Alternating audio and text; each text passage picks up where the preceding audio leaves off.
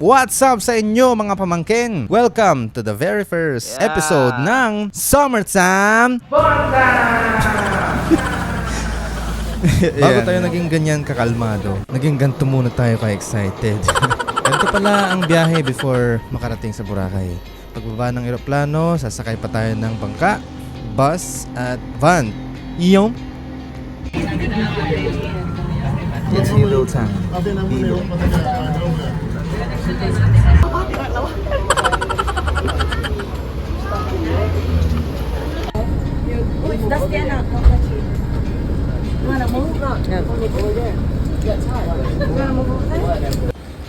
Siyempre, pagbaba ng bus, matik yan. Payong agad.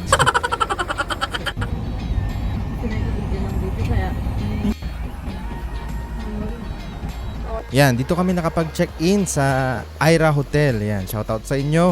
Ang ganda ng accommodation. Iyong. So, this is our room. Ayan. Di ba? Bathroom. Ayan. Maluwang-luwang siya, no? Kasama namin ang Kuya Junior at Ate Joanne. Ayan. Okay. Nice, di ba? And then, paglabas, no? Ayan. May balcony. Ayan. Pero, wala masyadong view. Ayan. Not bad, not bad. Tingnan natin sila mamaya sa baba. So, nandito na kami sa aming hotel. Ayan, nag-check-in after ng ilang oras na pag-aantay, no? And so, pagod, pahinga, and then kain, then, yun. Let's go! Ayun lang, gusto ko lang ipakilala ang ating special guest. Sino? Carrot head. Carrot head. Tagpan mo na ang camera. Haggard na nga. Tagpan mo na. Ulit. Iyo. Kakaiba ang lahat sa pakiramdam mga pamangkin dahil naghalo na ang saya at excitement.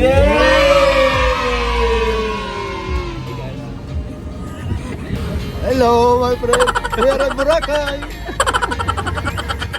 Pagbaba ng Station 2, tinuro na ni Kuyang driver ang kainan kung saan may maraming seafoods. Bago tayo papasukin sa dining area, pipili muna tayo ng ipapaluto natin. After pumili, tsaka na natin i-order kung anong luto ang gusto natin. Ang daming choices of seafoods dito mga pamangkin.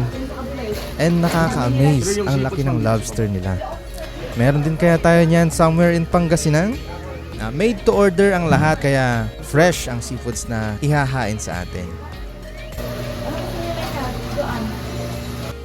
Ayan, kung makikita nyo, mukhang lugi tayo sa clam soup, no? Kasi kakaunti ang laman. Ang order natin ay puro shrimps, no? May spicy buttered shrimp, garlic buttered shrimp, shrimp tempura, at ang nag-iisang na iba, yung clam soup na puro sabaw. All in all, okay naman yung food. Nag-expect lang siguro ako ng kakaiba sa timpla kasi nasa ibang lugar tayo. Ay! And rekta na tayo sa Station 1 para sa water activities. I can't help myself to... Totoo pala yung sinasabi nilang bigla-bigla kang magiging Inglesero dito. Pero tuloy ko lang, no? Hindi ko talaga mapigilang ma-amaze sa ganda ng dagat dito sa Boracay. Dagdag mo pa dyan ang nakakahawang good vibes ng mga taong nakapaligid at nakaka-hype na view ng mga water activities.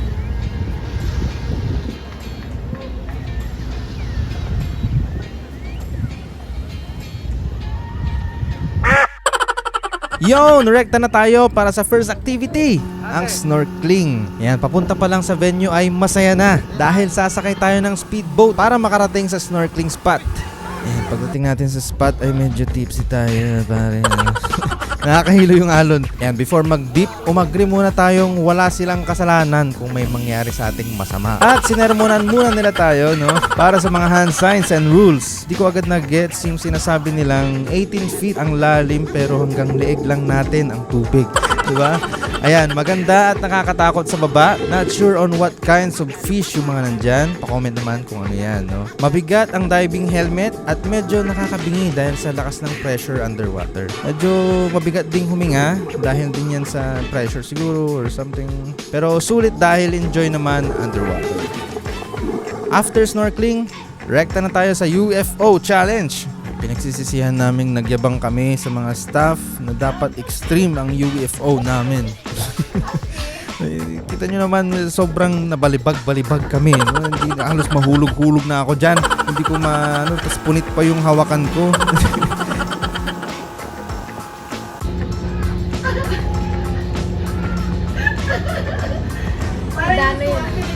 Talagang naibalibag lahat ng sakit ng katawan mo sa UFO. Yeah, pero ang saya. Yan, no?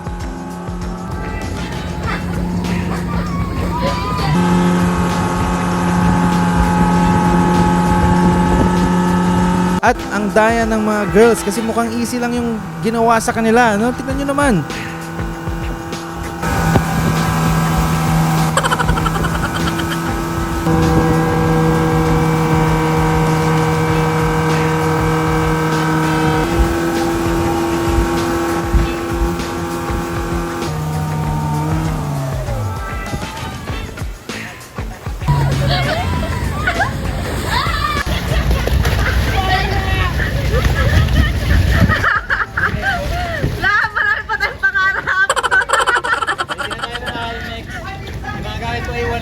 Guys, so kakatapos namin Anong tawag doon? Oh. UFO. UFO and Helmet diving. Yeah. So fun. Sulit na sulit. Yan, so umuwi muna tayo ng hotel to freshen up, no? Before dinner. Yan. Magdi-dinner hunt tayo dito sa Boracay.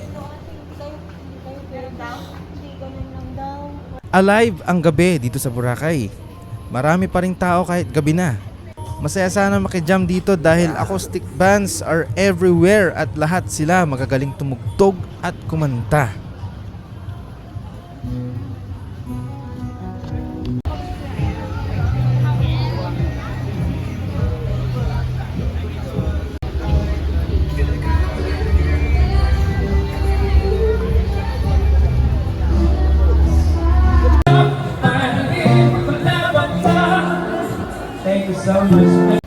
Ayan, ito na ang napili nating kainan mga pamangkin. Subo Boracay. Deserve nito ng short food vlog mga pamangkin. Ang Subo Boracay ay isang authentic Filipino food restaurant. Daming choices at mukhang masasarap ang lahat ng luto.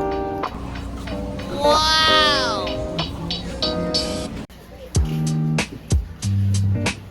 Tignan nyo naman kung gaano kaganda at kung gaano kasarap ang mga luto nila. I admire the originality ng restaurant na to mga pamangkin.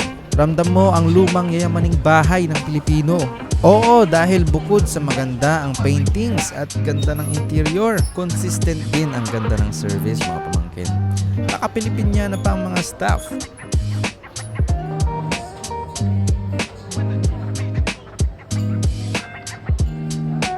Umpisahan na agad natin sa pakbet bagnet.